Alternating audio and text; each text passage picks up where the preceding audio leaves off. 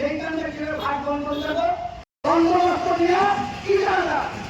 সেদিন তারা কি করলো, দ্রুত দেখল বন্দোবস্ত করার সময় তারা সংখ্যা করলো বলতে সামান্য একটা মাইলের অপারেশন কোনো অপারেশন না।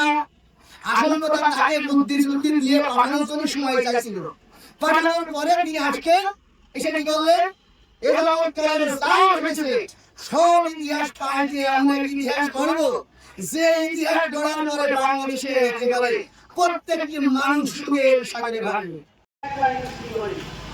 জাতীয় গণতান্ত্রিক ফ্রন্ট এবং কংগ্রেস ওয়াজেদ এবং মনা ভাইরা যে রাজনৈতিক ধারাবাহিকতা, সেই রাজনৈতিক সংগঠন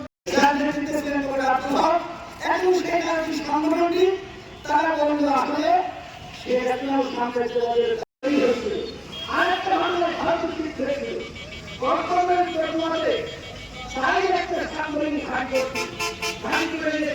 একেবারে নজরের মধ্যে পড়ে যায়। এইটাই ভারতের স্ত্রীতে খুব হয়েছিল। অনেকগুলো ঘটনার ধরে নিজে মামলা দেয় কিনা একটা অস্বস্তিকর পরিবেশকে আমেরিকা বলল আম যখন পেতে গিয়েছে এখনই সময় আমটাকে পেরে খাওয়া। তাকে তো ক্ষমতা আনিছি, তুমি তোমার রোড ম্যাপে কাজ করো। ইতিমধ্যে ইনুস সেই রোড ম্যাপ যে হাঁটছে, কিন্তু বিএনপি জামাত দুইজনের মধ্যে ঝামেলা আসছে। আমেরিকার ভাব থেকে বিএনপি ভাবছে না জানি জামাত চেনে ফেলে কিনা। তখন সেই ইনুস বললো যে আমি প্রথম সই করলাম একটা, বলে কি সই?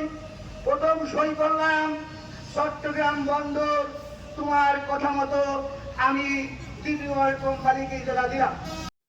1971 সালে সেই তথাকথিত স্বাধীনতা অর্জনের পর আমরা লক্ষ্য করলাম যে সারা দেশব্যাপী আওয়ামী লীগ এবং তার নেতা শেখ মুজিবুর রহমান রক্ষী বাহিনী নামে এক লাল ঘোড়া দাঁড় দিয়ে এদেশ থেকে প্রায় 30,000 বামপন্থী রাজনৈতিক নেতা কর্মীকে হত্যা করে।